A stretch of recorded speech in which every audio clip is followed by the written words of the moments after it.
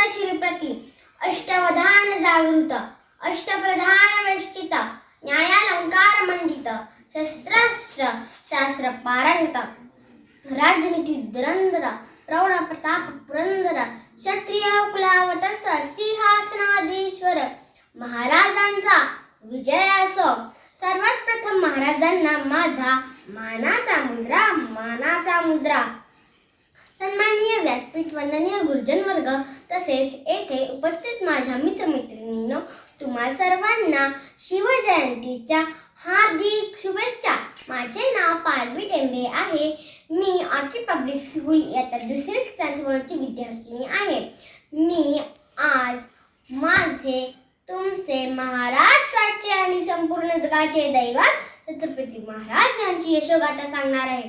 तो सोन्याचा दिवस उजळला म्हणजेच 19 फेब्रुवारी 1601 रोजी शिवनेरीच्या नगरखान्यात सनई सोहळा वाजत होता. किल्ल्यावर आनंद झाला.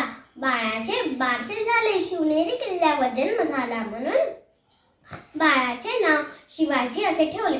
शिवरायांच्या वयाची पहिली 6 वर्ष फार धावपळ केली, पण या धावपळीतही शहाजीराजे व जिजाबाईंनी शिवरायांना उत्तम शिक्षण दिले. नामवंत शिक्षकांनी शिवरायांना अनेक शास्त्रे, विद्या, भाषा शिकवल्या.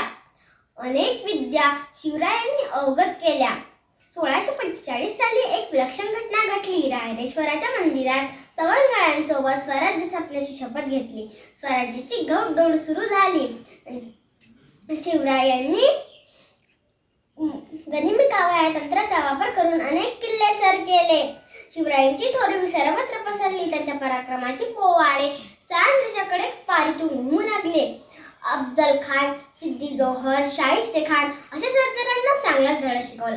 शेवटी स्वराज्य उभे राहिली आणि शत्रूंवर वचक बसला. स्वराज्य निर्माण झाले आहे हे जगाला कळायला हवे.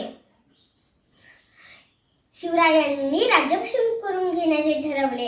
हे त्यांनी स्वतःच्या सुखासाठी नव्हे तर स्वराज्य भक्कम करण्यासाठी केले. राज्याभिषेकाचा दिवस उजळला. महामंगल दिवस तो होता. सगळीकडे आनंद झाला. सगळ्यांनी एकच जयजयकार केला. क्षत्रिय कुलावतंसा सिंहासनाधीश्वर शिवछत्रपती महाराजांचा विजय असो. हिंदवी स्वराज्याचे छत्रपती झाले. शिवरायांनी जे अशक्य होते ते शक्य करून दाखवले. म्हणूनच त्यांचे चरित्र पुन्हा पुन्हा सांगावेसे वाटते. त्यांच्या चरित्रातून प्रेरणा मिळते. जगणारे ते मावळे होते, जागवणारा तो महाराष्ट्र होता.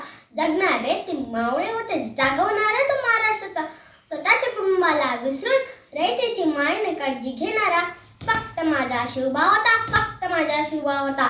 एवढे बोलून माझ्या भाषणाला विराम देते. जय जाऊ, जय शिवराय, जय महाराष्ट्र. धन्यवाद.